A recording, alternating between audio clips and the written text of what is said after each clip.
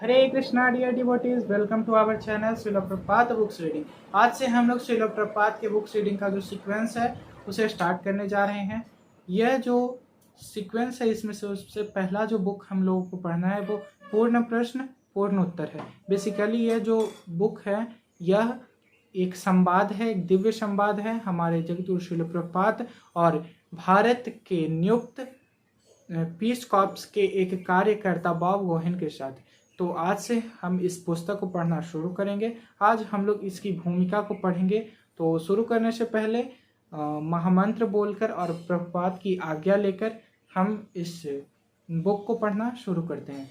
हरे कृष्णा कृष्णा कृष्णा हरे हरे, हरे राम राम राम हरे हरे। जगत गुरु श्रील प्रपात की जय। यह जो भूमिका है यह बॉब गोहेन बता रहे हैं। श्रील प्रपात से मिलने के पहले भगवान, आध्यात्मिक जीवन आदि शब्द मेरे लिए बहुत अस्पष्ट थे। मुझे धर्म में सदैव से रुचि रही है, परंतु कृष्ण भावना भवित भक्तों से मिलने के पहले मुझ में आध्यात्मिक जीवन के विषय में सफल जिज्ञासा हेतु वांछित दृष्टिकोण नहीं था।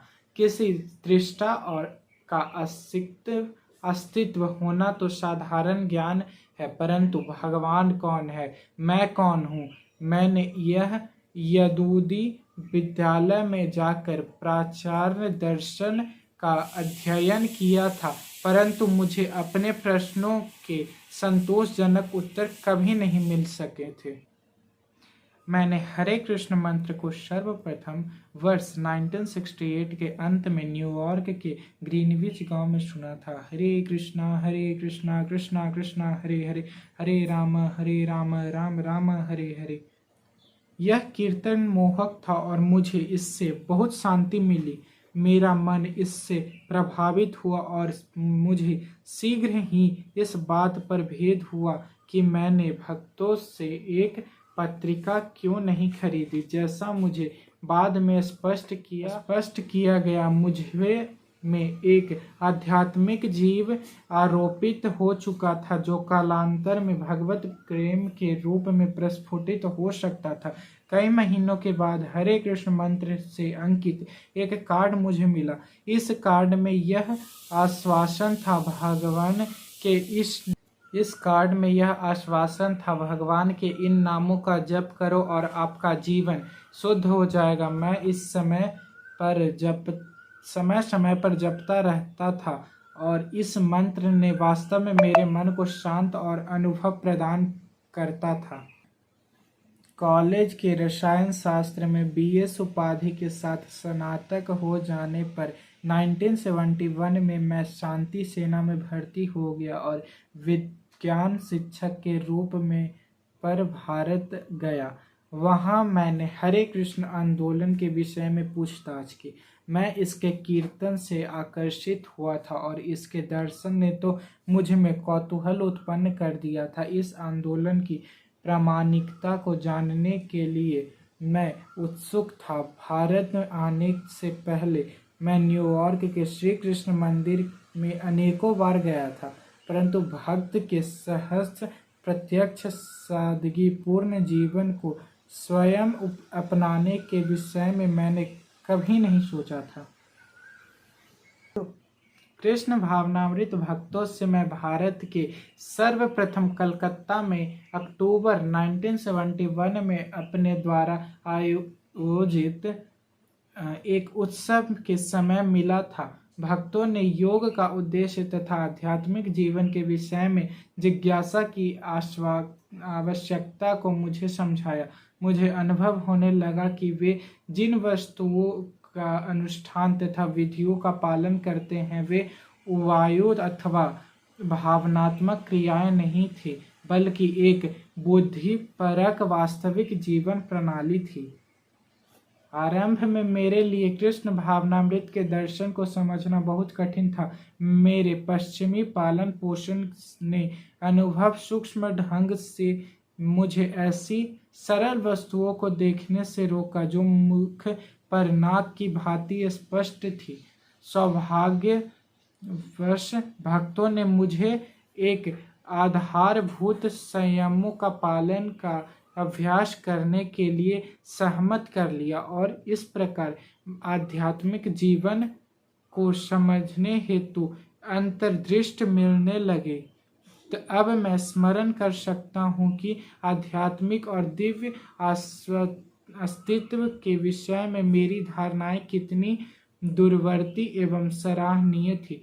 मैं श्रील प्रभुपाद से इस समय 1971 के नवंबर में थोड़ा समय के लिए मिला और उसके कुछ ही समय पश्चात मैंने शाकाहारी होने का निश्चय कर लिया था। मुझे शाकाहारी होने का गर्व था, परंतु बाद में श्रील प्रभुपाद ने मुझे याद दिलवाया कि शाकाहारी तो कबूतर भी होते हैं। 1972 की फरवरी में कलकत्ता में मैं कृष्ण भावनामृत के कुछ भक्तों से मिला, जिन्होंने मुझे मायापुर के उत्सव में भाग लेने के लिए आमंत्रित किया।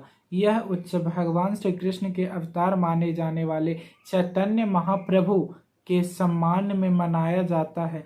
मैं नेपाल की यात्रा हेतु योजना बना रहा था, परंतु शांति सेना ने मुझे भारत छोड़ने की अनुमति नहीं दी, अतः मैं मायापुर चला गया। अधिकतम 2 दिन रहने की योजना बनाकर मैं मायापुर के लिए रवाना हुआ, परंतु वहां मैं 1 सप्ताह रह गया। मैं उस द्वीप में एकमात्र पश्चिमी अभक्त व्यक्ति था और चूंकि भक्तों के साथ मैं उन्हीं की भूमि पर रहा था, अतः कृष्ण भावनामृत को निकटता से अध्ययन करने को मुझे अपूर्ण अवसर मिला। उत्सव के तीसरे दिन मुझे श्रील प्रभुपाद के दर्शनार्थ बुलवाया गया। वे एक छोटी कुटिया में रह रहे थे, जो आधी ईंटों से बनी थी तथा आधी फूस से ढकी हुई थी। इस कुटिया में फर्नीचर की 2 या 3 साधारण चीजें थी।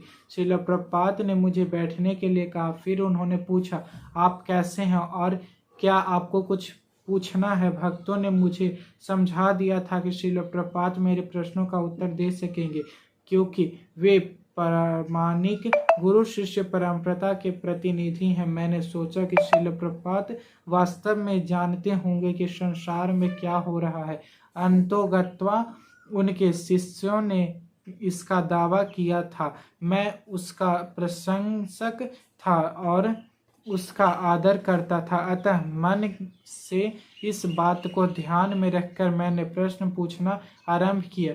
अनभिज्ञता से मैं एक आध्यात्मिक गुरु के पास पहुंच गया था और वह भी निर्धारित विधि से आध्यात्मिक जीवन के विषय में नम्रता से प्रश्न पूछने के द्वारा।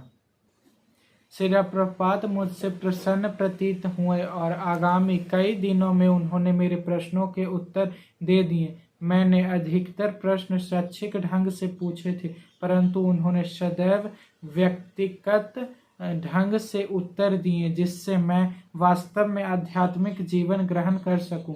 उनके उत्तर तर्कसम्मत, वैज्ञानिक, संतोषजनक और आश्चर्यजनक ढंग से स्पष्ट थे। श्रील प्रभुपाद तथा उनके शिष्यों से मिलने के पहले आध्यात्मिक जीवन मेरे लिए सदैव अस्पष्ट एवं धुंधला था, परंतु श्रील प्रभुपाद के साथ वार्तालाप यथार्थवादी, स्पष्ट एवं प्रेरक थे। श्रील प्रभुपाद धैर्य से मुझे यह समझाने की चेष्टा कर रहे थे कि भगवान श्री कृष्ण अर्थात परमेश्वर ही सर्वोच्च भोक्ता, परम मित्र एवं सर्वोच्च स्वामी है।